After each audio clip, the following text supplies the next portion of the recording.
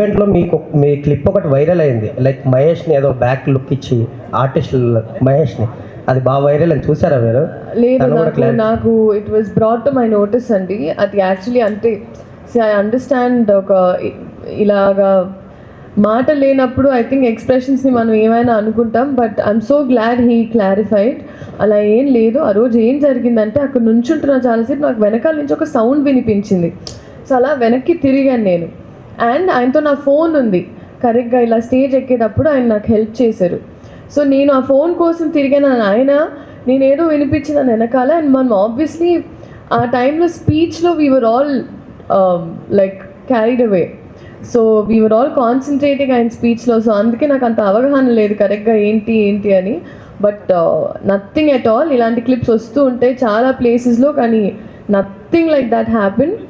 And industry అన్నప్పుడు, and especially ఇలాంటి clippings చాలామందికి ఇలాంటివి జరుగుతూ ఉంటాయి, where it's miscommunicated. But it is a proper miscommunication.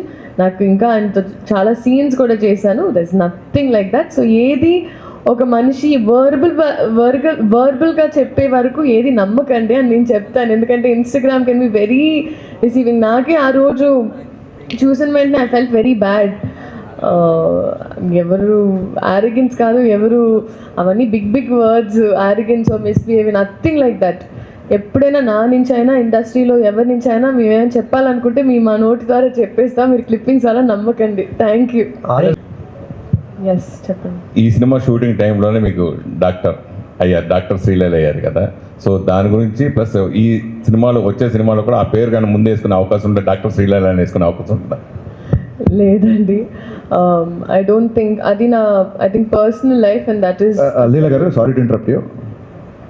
ఈ సినిమా, ఈ క్వశ్చన్ సురేష్ గారు ఏదైతే ఉందో, ఈ క్వశ్చన్ మా సినిమా ప్రమోషన్కి ఉపయోగపడే క్వశ్చన్ కాదు.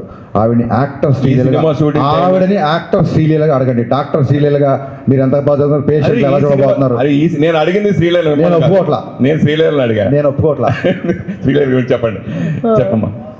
సో నాకు బాగుందండి. మీరు ఇద్దరు అన్న తమ్ముళ్ళ కొట్టుకోండి ఇక్కడ. ఇంట్లో ఉన్న అన్న తమ్ముళ్ళు చాలా నాకు. సో సినిమాలో ప్రేక్షకులు హీరో విలన్తో కాన్ఫిడెంట్ అవ్వాలని కోరుకుంటారు. అలాగే సురేష్ ఉన్నప్పుడు ఆడియన్స్ ఎక్స్పెక్టేషన్స్ మ్యాచ్ చేయకపోతే కష్టం కదా. ఇప్పుడు ఆయన క్లిక్ బైట్ దొరికింది. చెప్పమ్మా.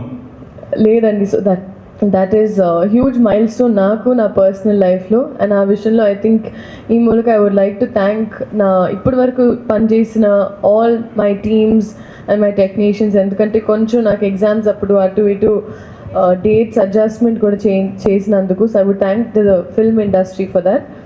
అండ్ చదువుకున్న అమ్మాయిలు కూడా సినిమాలకు రావచ్చు అని ఐ థింక్ ఈ ఒక నా ద్వారా నేను చెప్పదలుచుకుంటున్నాను. And it's a very safe place. అలాగే డాక్టర్ శ్రీలీల హాస్పిటల్లో, యాక్టర్ శ్రీలీల సెట్లో. Thank you. ఎప్పుడు హాస్పిటల్ పడుతున్నారు? త్వరలో ఈ సినిమా హిట్ చేసిన తర్వాత అప్పుడు ఇంకా నీకేదైనా రోగం వచ్చినప్పుడు నాకు ఎప్పుడు